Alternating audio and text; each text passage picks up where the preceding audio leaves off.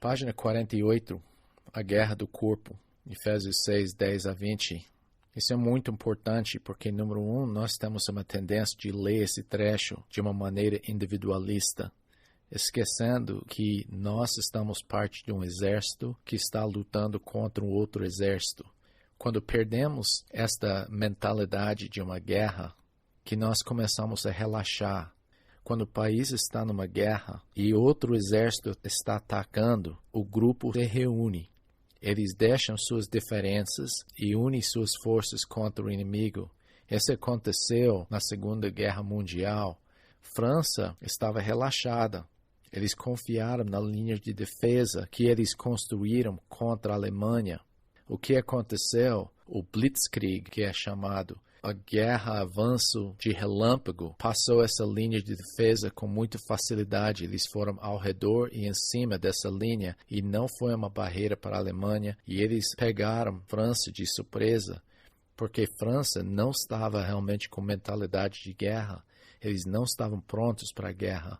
Mas uma vez que a Alemanha invadiu, grupos de resistência se formaram para resistir à ocupação de Alemanha. Pessoas que eram católicos, judeus, protestantes, ateus, ricos, pobres, de diferentes raças, essas pessoas se reuniram para resistir ao inimigo, que era a Alemanha nesse caso. E nós estamos numa guerra espiritual. Quando nós esquecemos que nós estamos numa guerra, nós relaxamos. Nós não temos o mesmo compromisso, não temos a mesma união. Então, a natureza da guerra espiritual, em versículos 10 a 12, é contra a posição do cristão, primeiramente. Nós podemos ver que é importante para cada indivíduo estar numa posição firme, de ser pessoalmente fortalecido e vestido de armadura. Mas também é contra a pureza individual e da igreja. E a terceira coisa é contra a unidade da igreja. Temos que entender que Satanás semeia divisão.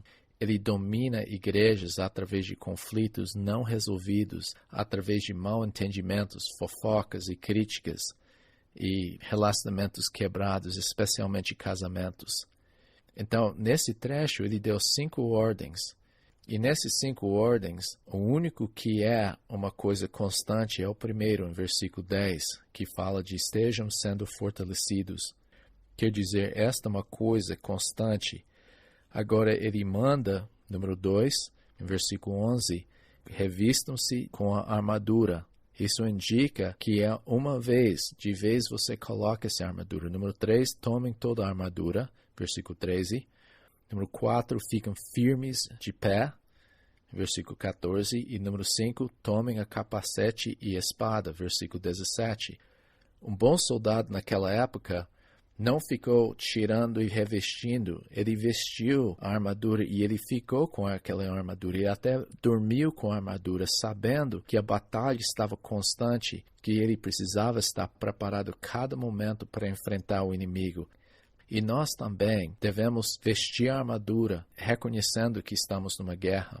Então, semente 37, Efésios 6, 10 a 12, a igreja está numa guerra espiritual. Vamos ler o trecho aqui. Quanto ao mais, sede fortalecido no Senhor e na força do seu poder, revesti-vos de toda a armadura de Deus, para poderes ficar firmes contra os cilados do diabo. Porque a nossa luta não é contra o sangue e a carne, e sim contra os principados e potestades, contra os dominadores desse mundo tenebroso, contra as forças espirituais do mal nas regiões celestes.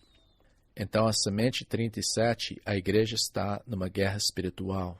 O alvo de Satanás é a igreja, a noiva de Cristo. Ele ataca o exército de Deus, um soldado de cada vez. Quer dizer, se ele conseguir enfraquecer cada soldado, ele consegue derrotar, ou pelo menos ele pensa que consegue derrotar a igreja.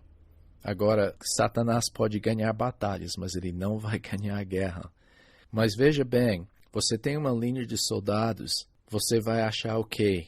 O lugar mais fraco, você vai atacar aquele indivíduo e achar a fraqueza da linha para derrotar o exército. E isso que Satanás faz, ele ataca o exército atacando cada soldado de cada vez. Às vezes ele ataca o indivíduo, às vezes a união do grupo.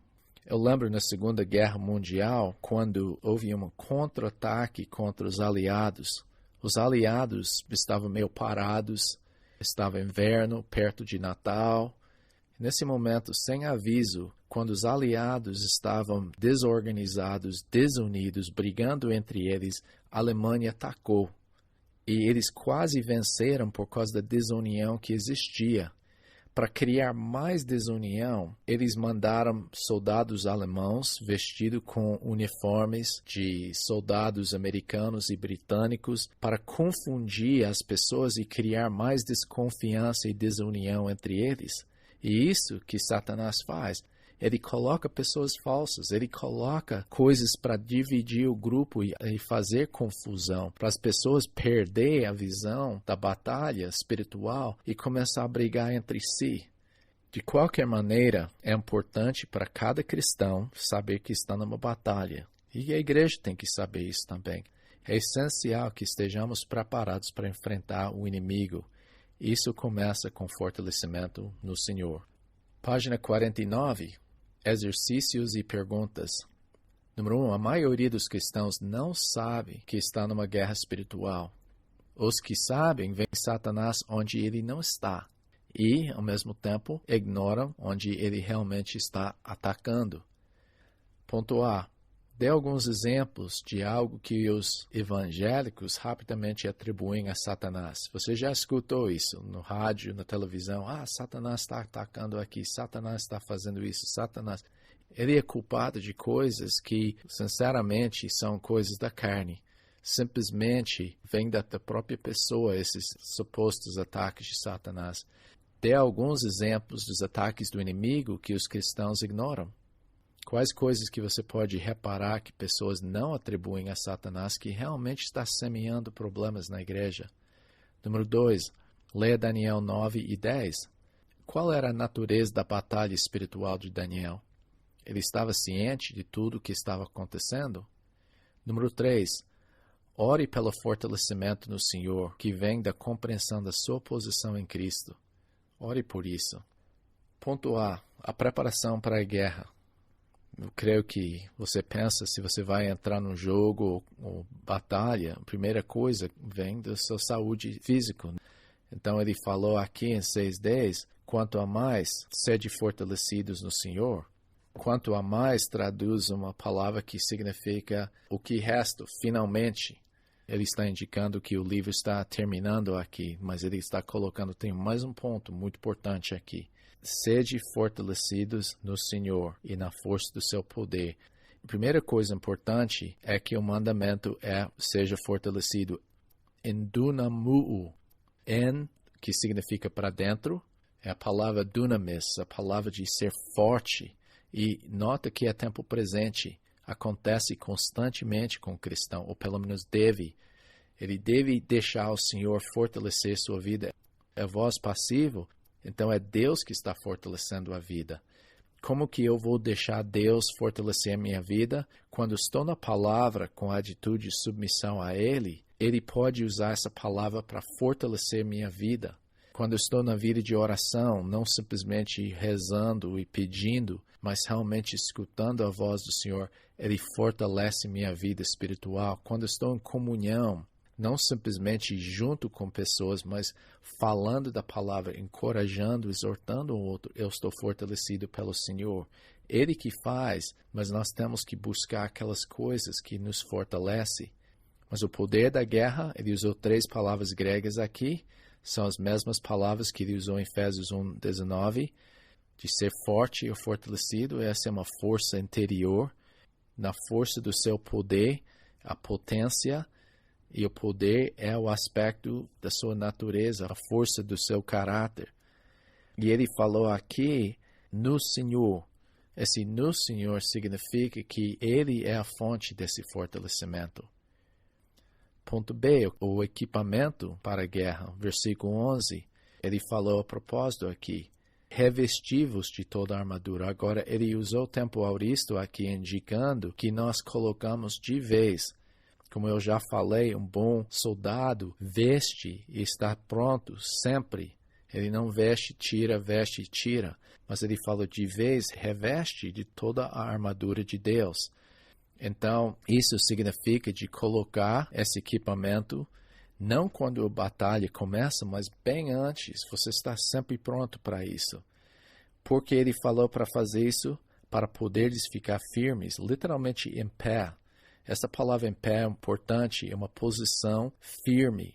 Ficar firme contra as ciladas do diabo. Agora, nós precisamos saber da nossa posição e ficar firme, porque nós fomos fortalecidos pela palavra para conhecer nossa posição. Estamos convictos dessa posição.